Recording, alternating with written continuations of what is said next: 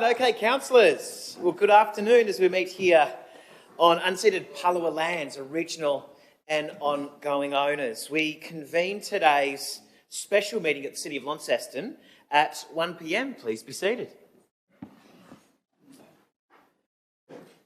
As we open under agenda item 1, opening meeting statement, attendance and apologies. We don't have any apologies here today, but it is required under regulations 2025 Regulation 8 that we do advise that an audiovisual recording is being made of the meeting and all persons attending the meeting are to be respectful of and considerate towards other persons attending or listening in to the meeting.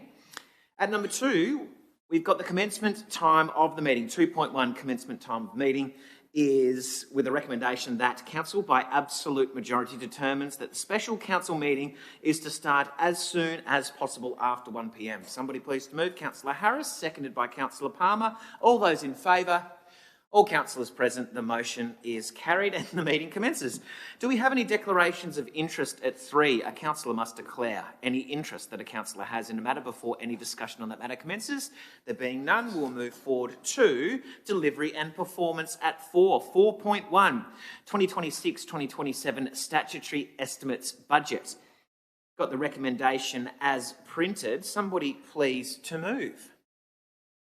The Deputy Mayor has moved. Seconded by Councillor Harris. We'll start with questions. Questions to the budget. Oh, we'll do, yes, special meetings do allow speaking, but no questions. So, Mr. Smith? Use the microphone? Yeah, you can use the microphone just for hearing. Thank you.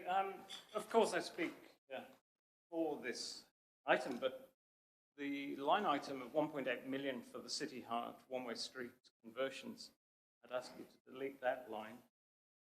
I don't think it should be included here. It hasn't been tested. It hasn't been put to the community properly.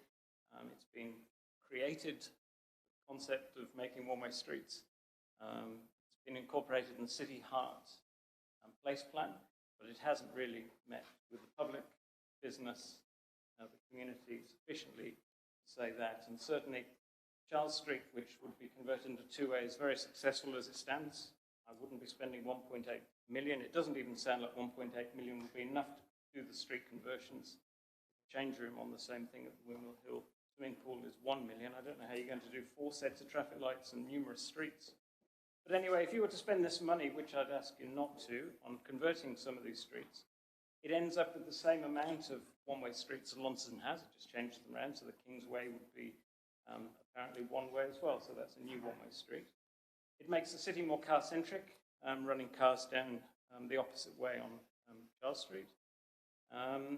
And the Patterson Street ends up an odd mix of partly two-way, then to one-way, and then turning left onto two-way or right onto one-way. It doesn't really sort anything that people have problems with one-way streets. It just keeps it equally as complex. And the turning signals will be just as complex. And of course, they'll all have to be changed, not just turning the lanterns back the other way, place of traffic. The footpaths have to be changed, and the disruption to business, will be absolutely phenomenal. It won't stop the blockies. The chicaning effect of a one lane won't stop it. They'll just slow down, single file, and then open back up into racing side by side again. Pedestrian safety, a two-way street is actually more dangerous for pedestrians than a one-way street. It won't help street dining, won't help with cycle lanes. There'll be less on-street parking, of course, because that'll have to be eaten up by the new intersections. And it won't help commuters run into town. So I'd ask you not to fund this project. And certainly the preparatory work to make it work, which is Tamer Street and Cimetière Street, hasn't been done, hasn't even been considered, hasn't been planned. And that was necessary to be done first in order for the one-way system to be changed in this way. Thank you. Great, thank you, Mr. Smith. Now that the item's been moved and seconded, we will move to questions. Question, Deputy Mayor. Thank you. First one, I guess, based on Mr. Smith's comments, is just maybe phrasing that as a question. Can you give a bit of an indication as to what that budget line is actually going to be spent on? I assume it's not actually redirecting, there's still research being done as part of that?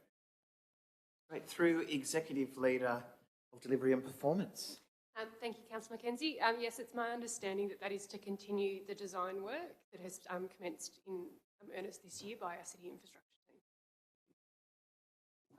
My second question, if I may, is just in relation to where we currently sit in regards to our actual position in the current financial year. I think we budgeted something like about a $700,000 deficit when we approved the budget last year. I'm just wondering how we're actually faring leading into the year end. Thank you. Thank you, Deputy. And quite right, the initial projection was for a deficit of around about that $700,000 amount. As we brought budget amendments through to Council for approval during the year, that deficit has grown to around about 1.9 to 2 million, but we are favourable to budget by the tune of around $1.5 to $2 million. So I would expect we would be very close to breaking even in 25-26 financial year. Great. Thank you. Further questions from the table? Councillor Harris. Just to be sure, so that everyone who may be listening is clear as to what the item is in front of us. This item is for a 4.9% budget, and if we approve it here and now, that will become what is going forward for the council for the next 12 months, or is there further items within it, within this meeting agenda, that would actually be setting the rate? I want to make it very clear for people. Thank you, Councillor Harris. So we have three separate and very distinct items for you for the delivery and performance network. The first one is setting the statutory estimates, which is the line-by-line budget, including the capital and the major operational program. Then we have our rates and charges policy, which is the overarching policy document for setting the rates. And then we have the rating framework, where we delve into the detail around each valuation category, so residential, commercial, primary production, etc., and the rate that we set in the dollar for each one of those valuation categories. So they are intrinsically linked, and as you identified, that's correct. The 4.9% increase is the amount of money that we have added to next year's rates budget, plus a 1.75% growth factor. So the growth factor takes into account supplementary valuations, new residential properties being constructed, new commercial areas, and the additional rates that we receive from those. Great. Any further questions from the table? Councillor Walker. Thank you very much, Chair. And in that respect, it might not be seen as responsible to approve a budget and then not approve setting the rates accordingly to actually accommodate that budget. Would that be a fair assessment? That would be a very fair assessment, Councillor Walker. Thank you. Another question, if I may. Thank you, Chair. I note one of the large capital expenditures this year will be the refurbishment of Margaret Street. It is a large figure, over $10 million. I suppose, first of all, these priorities come and go, and this has found its way to the top of our list, and it is a significant investment for this council. Should we expect that any possible grants or assistance is provided through the year, because that can quite often happen with these things, because I note that the grants that are included in the budget estimates seem to be mostly accounted for through the work at Princess Theatre, unless I'm mistaken. Thank you, Councillor Walker. So there's a significant portion, around $2 million, of the Margaret Street project that is funded through a federal Roads to Recovery grant. Yep. So then the question is, in the outline of our capital works project there, it highlights around about $10 or $11 million in grants. I presume that was for the Princess Theatre, but then, yeah, just some clarity there. Yep. So there are some. So the Princess Theatre does form a significant part of the grants associated with the Capital Works program. There's also some grant funding associated with the Kings Meadows Connector Shared Path, the Margaret Street reconstruction, as I mentioned. There is an intention, hopefully, for a grant around the Inner Street project, as well as grant funding that has been secured for the RV rest stop works. And I might just add further to that we will continue to explore grant funding opportunities throughout the year, even though we're trying to set the budget today. And if we are successful, we'll bring those amendments back to council, and we will look to allocate that capital funding to other projects. Thank you, Chair. Thank you. Councillor Harris, then Deputy Mayor. Thank you, Mayor. Just a question regarding the recommendation that says that the estimated revenue is $172.2 million, the estimated expenditure is not only 161.7 as operating, but a further 66.8 million in capital, which totals 228.5 million. Am I missing something that we're spending $50 million more than our estimated revenue, or is there more money coming out of the council-funded external capital works? If you like, taking that money out of the bank that will pay the balance in between. Thank you. So it is outlined in the attached statutory estimates, our cash movement position. I'm just trying to find the relevant page, but there is a significant cost associated with non-cash expenditure, such as depreciation on our built assets. So that is tied up in that expenditure figure of 161.7 million. Around about $28 million of that would be depreciation. So that is not cash that we are paying. Thank you. Deputy Mayor? Sorry. Just it may be more relevant in one of the subsequent ones, but just in relation to what Councillor Harris was talking, we do sensitivity analysis in relation to 4.9% increase across our rating, all our rateable properties. And I think there's a margin, if it's above 20% or something like that, there's a review. Just explain maybe how we look at, the allocation of the rates between residential, commercial, rural and things like that, and how we actually manage it, because obviously if there are increases in valuations and things like that, that can actually come up with a significantly different result. Yeah, that's right. So quite simplistically, the rates payable in terms of the general rate is based on a property's AAV, which is set by the Valuer General. Then for that property category, what we're asking you to approve today is the rate and the DOS. So it's a very simple calculation.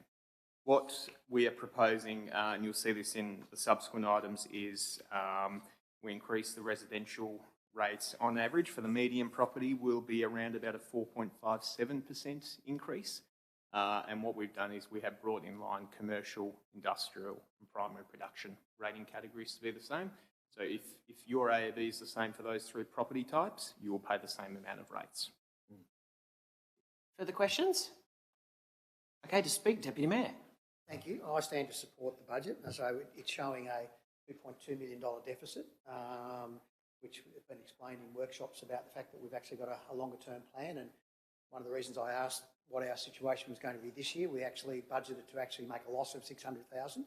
I think conservatively they're telling us we'll end up with a break even. I think we'll do a little better than that. My estimates that we'll probably do that. So effectively, if you look over a 2-year period, we'll actually saving 600. So I'm investing the 600,000 I've saved or more against the 2.2 million this year. So it actually, in a combined 2-year period, it's actually a reduced figure. So from that perspective, I think that's sensible. We're not trying to squeeze the lemon too hard. I mean, we could have gone higher than 4.9%, which I'm sure other councils probably will in the area. We've tried to manage it within reason. We've had fuel prices going up and down with the Iran war and a number of other things which can challenge the budget and so forth. So I'm very comfortable with it. I've been through with the officers in detail with a lot of these areas, which I don't necessarily wish to go through today in a discussion point, but I wouldn't mind offline just going through and actually dealing with some of these issues. And I think it's where we put some of the things that we actually fund and put them under the microscope, make sure there are KPIs around them to ensure that we understand when things go well and when things don't go so well, and particularly where we're funding other bodies to actually support our things, that we've actually got a really good understanding of what we expect from them and what they expect from us, so that when we go back to measure them, we have 3-year funding deals and things like that, that we actually can, on a regular basis, determine that we're actually getting what we want from those things. So when we make funding decisions, we've actually got really good information to work with. So there's a few things like that which are more post-budget stuff that we need to look at, I think, to ensure that we're making all of these things accountable going forward. I think the $2.2 million loss, nobody likes to make a loss, but I think in the journey with some of the things that we're funding, like Project Ignite and stuff like that, which are expenses which will occur for a couple of years but then will drop out, it gets back to us having a sustainable budget framework going forward when you take out some of those key items. So I'm going to support that. You know, we've obviously labour, sorry, I'm playing again, but fundamentally labour and materials are probably our 2 key areas, and ensuring that we've got sufficient headroom in there. I think we're something like about 93% we're expecting to be fully employed. We may be running a bit better than that, so that's always the hard part as to how fully employed you are during the course of the year. Clearly, with some of our hires recently, that's obviously improving our employed relationship, but over the last year, we've probably got our deficit disappeared largely on the back of labour savings, which might sound good in some respects, depending on how you look at it, but if we're not getting the work that we need to get done, services and so forth like that, then that's not necessarily the outcome we as a council are seeking to get. So I think it's important that we've got a little bit of headway in there. So we will not be at full employment ever, I would think. There will always be changing shares. And the other thing in the material and services, we approve in our budget or in our meetings regularly things which flow from capital operations, where we've had a capital budget of X, and then when we've done the capital project, we find there are things that we can't capitalise and we have to operationalise. So ensuring that in our materials and services that we've actually got enough to cover that. Otherwise, if we end up with $200,000 or $300,000 worth of transfers, that's just going to go straight to the bottom line loss that we've got. So it's managing those aspects better as we go through, so that at the time of planning our budgets for our capital works, that we try to carve out things that are likely to end up in the operational budgets to ensure that we don't have to make so many amendments during the year. Anyway, I commend the budget to everyone. Great. Thanks, Deputy. Councillor Harris is the seconder. Thank you, Mayor, and thank you, Councillor or Deputy Mayor, for taking most of the things I was going to say. I will just speak on a couple of matters. One, the $2.2 million loss in the term of a long-term financial plan is something that this council can absorb and spread out over a period of time due to the high capital costs that we are spending this year, whether it's Margaret Street, as Councillor Walker said, or the continuing on Princess Theatre work. It's interesting to note that the 4.9% was a figure that we selected prior to Christmas, when things were probably looking a little different in the world. There was no Iran war and oil shortage and fuel prices going up. However, it has settled down, and 4.9 is a responsible figure. It works out to $89 per annum, or about $1.80 a week for those who like to think of it in that way. To have a lower figure, to have 4% or even less, would simply be increasing the deficit or doing less. To have a higher figure, 6-7%, which some councils, I'm sure, will have to look at to make their budget somewhat balanced, is something that we considered but rejected. So for the people out there who are listening, I also commend this budget to everybody, and it really does, I guess, encompass our city motto of progress with prudence. Thank you. Thanks, Councillor Harris. Further contributions from the table? Councillor Walker. There's a deathly silence there.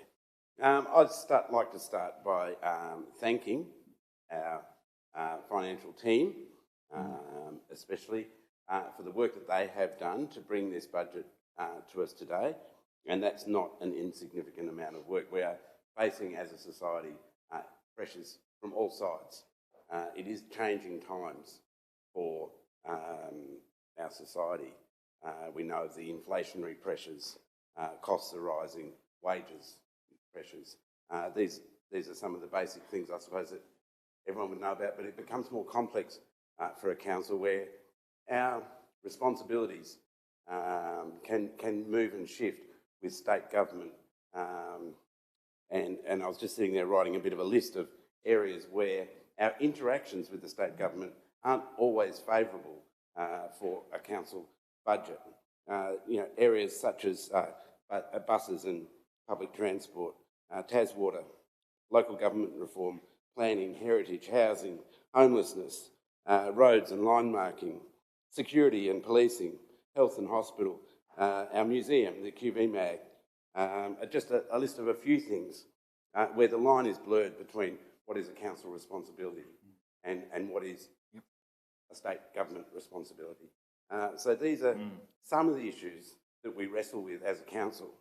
Now, some of that is reflected here, and I'm sure there are things in here that people will look at and go, why are they spending that money on that particular project? That's understandable. If that is a strong argument, please bring it to council. We can amend this budget as the year goes on. We can look at things and think what was once a good idea is now longer not as relevant or is not as much of a priority this year. So these things can change, but at the same time, we don't want to be open to chopping and changing our direction all the time. We'll get to that later with the 4-year plan and things like that, but the point being, this council sets its direction this year based on a bigger picture. Now, as I started by saying, though, we're in uncharted waters, I think, in terms of our economy, our local economy, our state economy, and our national economy. My concern goes to this council heading towards a position where we may have to consider entering into a debt zone in order to facilitate some of the capital projects in the future. And that is of a concern to me because I suppose I've been on council long enough to see the pattern develop over time, and there's probably other people who have been here longer who've seen that as well. We have been in a strong financial position for a long time as a council, and that's something that we should be proud of. But at the same time, it can be argued that we've also been perhaps a bit neglectful of some of our assets, and therefore we're having to spend more money now in order to catch up. And we can argue and disagree on an internal level, even in a community level, about whether it's wise, the amount of money we spend on a particular project, or indeed how well that is managed, and how well cost blowouts have been managed in that process. But that's just some of the pressures that we face. This is a responsible budget. I'm happy to commend this budget to the table with that proviso in mind that we are at a crossroads, I do believe. We do need to look at things differently going forward. We may have to be more realistic in our ambition over the next few years as to what we wish to achieve financially in terms, especially of that capital budget. Now, that's something that will again be debated around this table. I argue certain things. I don't always win the day. I accept that. That's the way this process works. But at the same time, we can see the warning signs. We can see the projected direction of council's finances at the moment. And I'm comfortable at this moment in time that we are addressing those issues. But I know that that will continue. Those pressures will continue. We're not out of the woods by a long way. I suppose what I would like to see in the years going ahead is that fiscal responsibility is tightened enough. It's all well and good to have great ideas about what we can build and what we can achieve, but sometimes it's not the right time to try and achieve those things. So that's a difficult one because as councillors, we all want to score goals on this journey, but at the same time, the bigger picture says now's the time to show caution. Thank you, Chair. Thanks, Councillor Walker. Any further contributions? Councillor McMahon. Thank you. I'd like to reiterate some of the comments that the Deputy Mayor made in regards to supporting other bodies and ensuring that we are making them accountable for the money that we are handing over. I'd also like to thank Mr Smith for his comments. He has raised some valid points and given some recent conversations around impacts that we ensure we investigate fully if these changes to streets delivers real benefits to our city in the future.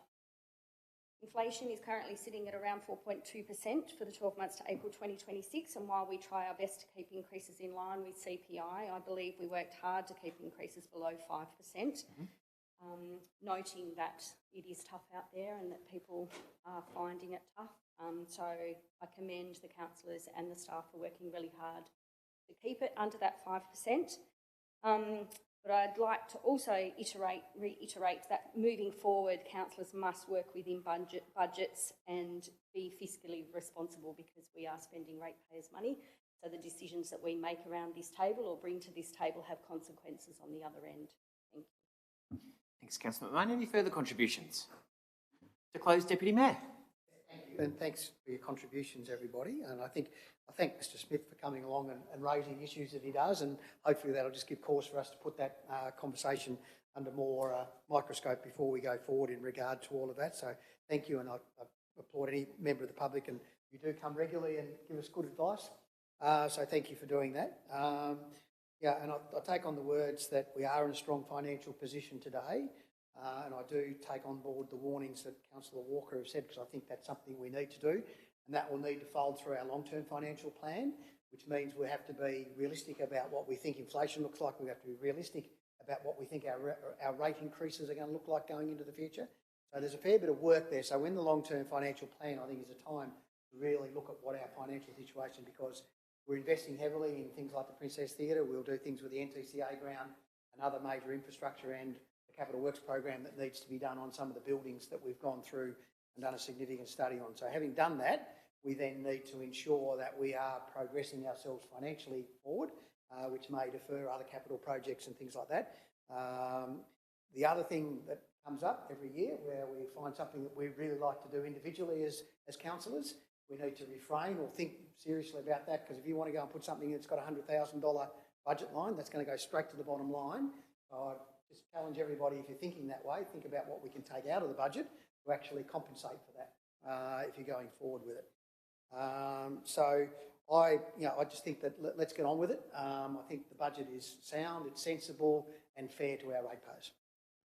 Great, thank you. Putting it to the vote then. All those in favour? All councillors present, the motion is carried. Agenda item 4.2, we've got the rates and charges policy. I have no noted speakers to this one, but looks like Mr. Smith speaking. Okay, that's okay. Thank you. Just wanted to double check. So we've got no noted speakers. So we will move to the recommendation, which is that Council adopts the revised rates and charges policy as published. It's been moved by Councillor Harris, seconded by the Deputy Mayor.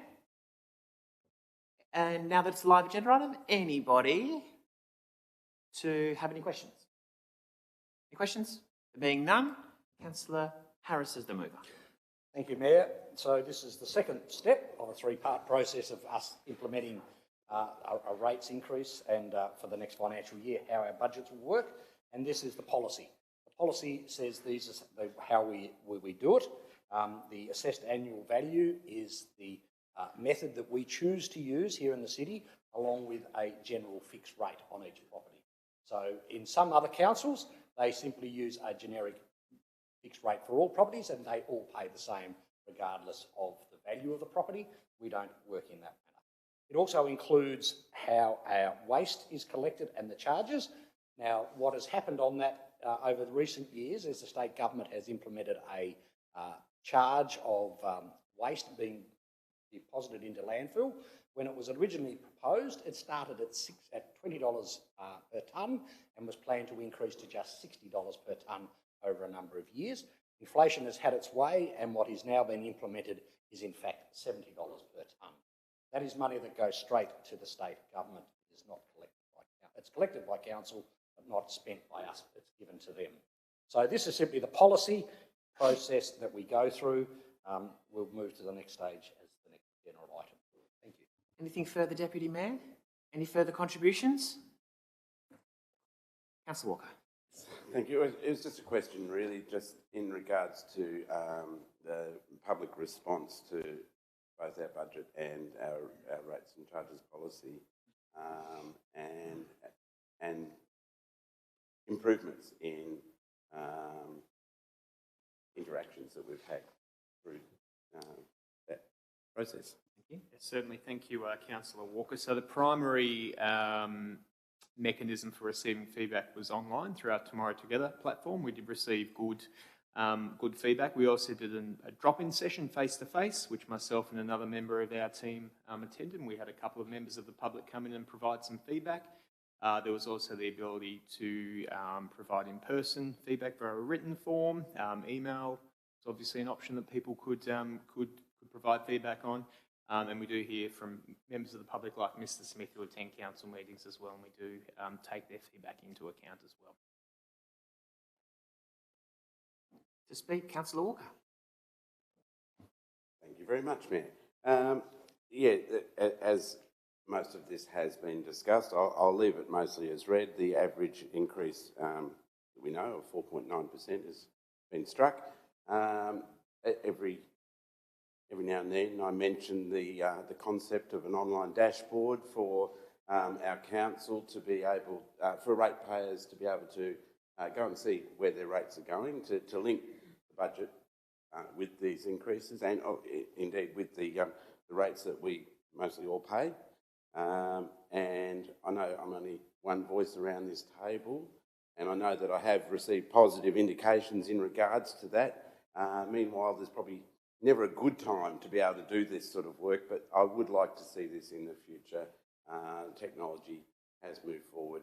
We should be able to provide that real-time response for people who do take an interest in it, who can go there and say, okay, you know, and some of the types of things like that I've seen is where people can move indicators and say, oh, well, what if we spent more money on this area? What would that mean to that area? And that type of thing.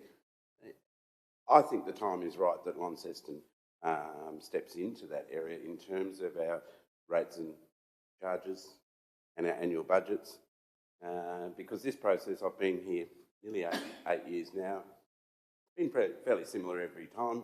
I think we are getting better at having that communication with the public, and I think there's room for improvement, and that's all I wanted to say on that subject. But I commend the motion to the floor. Thank you, Chair. Great. Any further contributions or anything to close? To the vote. All those in favour? All councillors present. The motion is carried. Moving now to 4.3, we've got the 26-27 rating framework, with the recommendation being that council determines by absolute majority to adopt the published rating framework. Noted speakers, so somebody please to move. Got the Deputy Mayor has moved, seconded by Councillor Harris. Any questions to the rating framework? There being none, we'll move to speaking. Deputy Mayor. I think this is just the final step in the first two. Great. Anything further to contribute from the table? Putting it to the vote. All those in favour? All councillors present. The motion is carried. Right, now we were going to close the meeting here, but we do have a late item. What's that? I'm going to 6, aren't I? Oh, I want to do 5.1 before we get to late at 6. Okay. Strategy and innovation, we'll do that first. 5.1, we've got the City of Launceston 4-year delivery plan 26-27 to 29-30 and annual plan 26-27. Got the recommendation being that the council adopts the City of Launceston 4-year delivery plan as published. Somebody please to move. Deputy Mayor, seconded. Councillor Harris. Any questions to the City of Launceston 4-year delivery plan? Questions first? Okay, there being none, we'll move to speaking. Deputy Mayor. Thank you, and I stand to support the 4-year delivery plan. I had a good meeting with the officers post our last meeting on this, just walked through a few things, and whilst I don't think it's a perfect object and it's got opportunities for improvement over time, it is a plan, therefore it does have the ability to move and manipulate over time depending on where councillors' view things are and where our priorities will change over time. So I'm comfortable to adopt it at this point in time. In my meeting with the officers, I said I felt there was a need for a little bit more rigour around the KPIs on what we're actually trying to achieve to ensure that things are nailed down and saying if we're going to do this, what does success look like? So that we actually have a really specific measure about what success looks like in relation to some of those things. I thought some of those were a little bit wanting, but in basis the general direction of it, it flows out of our strategic plan. So therefore, what is it, Councillor Palmer? People? That's it. So that's what this is designed around, is delivering on all three of those, so that we can actually move forward and actually deliver on the things that we said we wanted to do in our strategic plan over the 4-year period. And really, the 1-year plan is simply an iteration of what we're going to do first. Any further contributions? Councillor Harris. Yes, I will. Just to say that, yes, the 4-year plan and the 1-year plan do go hand in hand. Often people can feel a bit frustrated. They can look at the 1-year plan and say, why are there so many opportunities to create further plans of action rather than actually getting in and doing stuff? And I will draw one to my key area of interest of transport. There's been lots of transport strategies and plans over the last 10 or 15 years for the city.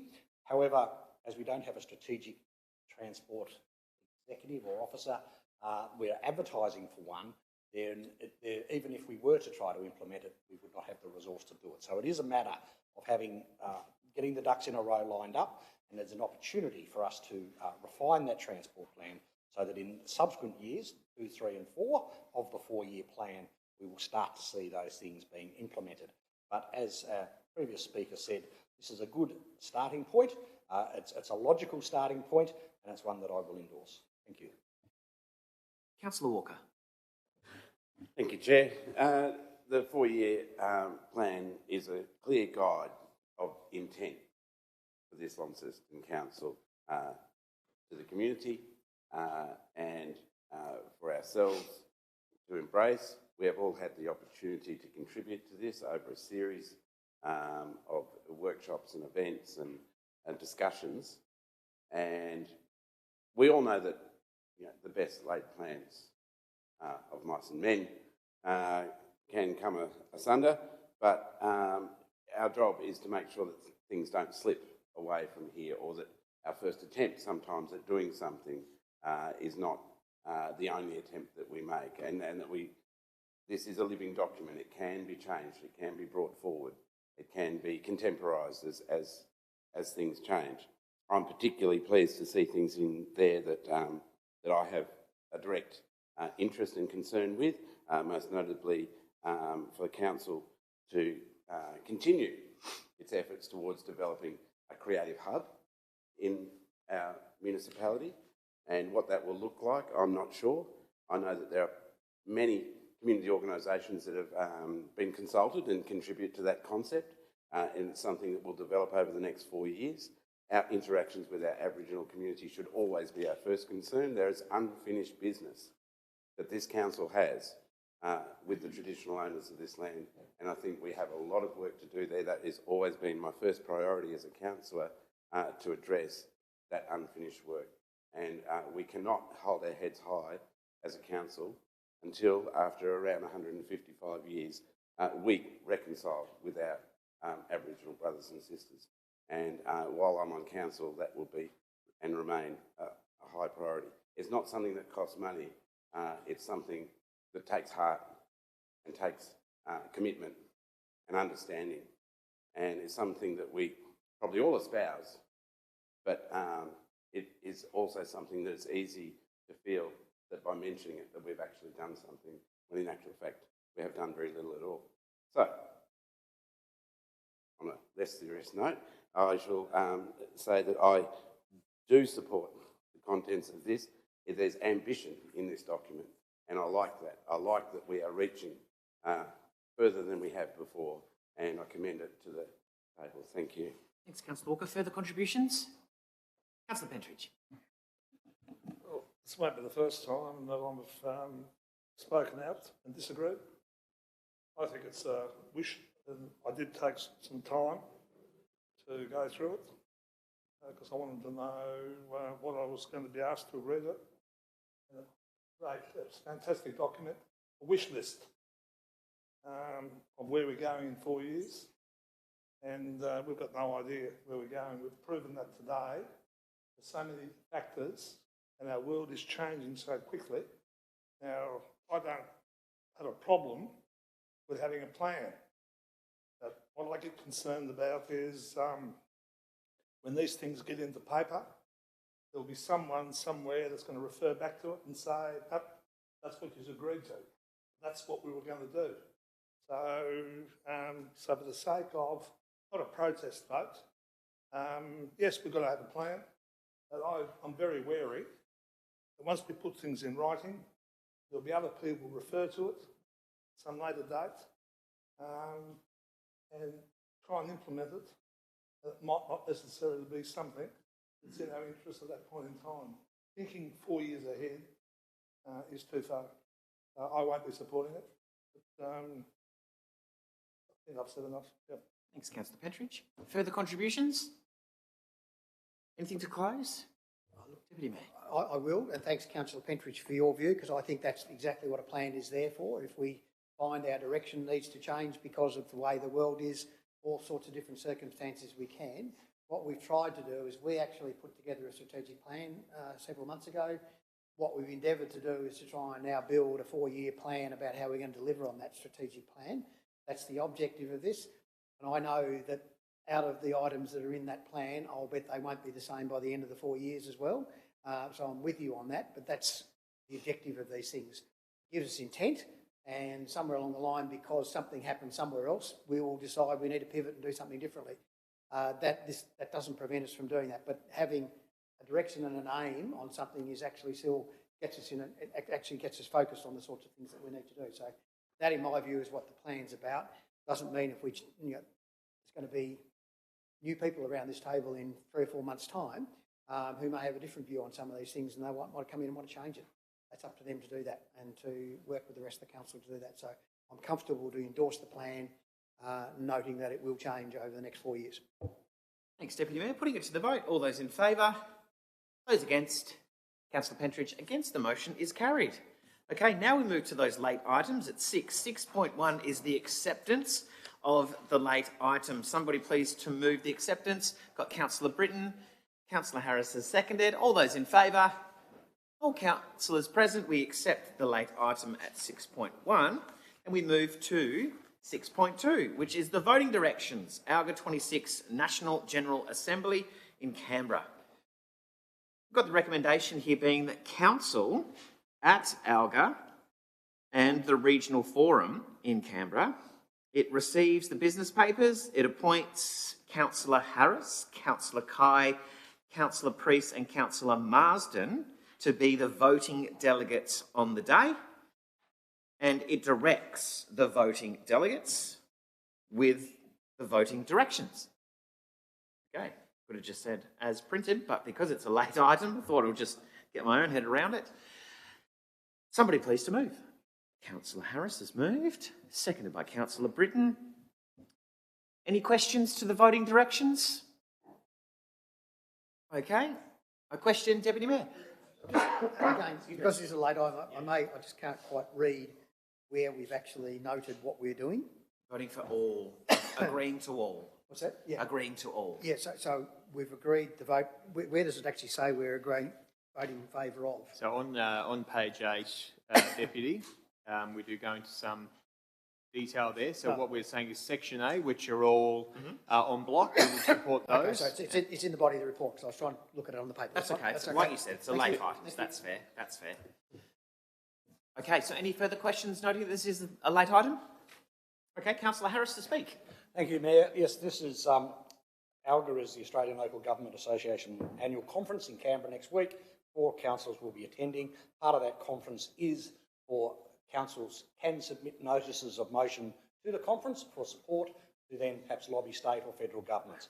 A number of those policies align with existing ALGA policy, and as such they are the ones that have been grouped together under section A as being supported, and that will be voted on block. So therefore those 92 items, I think it is, will in fact be just voted yea or nay as they support existing ALGA policy. That is the process for us to do. Those motions will then go to the appropriate areas within the other areas of government. The second section, section B, the motions for debate, will be individually debated in the conference as part of the whole conference, where the council that moves the motion, who's submitted it, will have the opportunity to speak on it, and then there's a normal debate with some restrictions because you do have so many to get through, after which they will be voted on. This particular item, and thank you to the lots of hard work that has no doubt been done, because this group of motions were only given to us less than a week ago, so someone had to go through and review all those, compare it to existing council policy to see whether our council policy is to support or not support what is being proposed by another council. As such, as reading the thing, all motions will be supported by those of us who attend, and we will vote accordingly when we get to the conference in Canberra next week. That is very helpful for us as delegates to go to the conference, to know that these motions have been compared to existing council policy, so that we know that we are voting as we would hope the council would, rather than just individually making our mind up on the fly, which I'm sure many are doing as well. So we are unique, or not unique, but we're probably in the minority of councils that go to this level of effort, from what I'm told. So that's really to understand what we're doing here with a late item. Thank you. Any further contributions? Councillor Britton, as the seconder. Deputy Mayor. Yeah, I just wanted to just refer back to our last meeting where Ros Lewis came and questioned us about climate change. I think you might have mentioned it at that stage, but that is largely being dealt with in this agenda and one of the items in there which we're supporting. So just for completeness point of view, to circle back on a question that was asked. Yep, I've spoken to Ross today, and I know that she came in and met with Councillor Kai and Councillor Priest. That was yesterday, or the day before. But yes, that has been conversed, and yeah, I messaged her today too.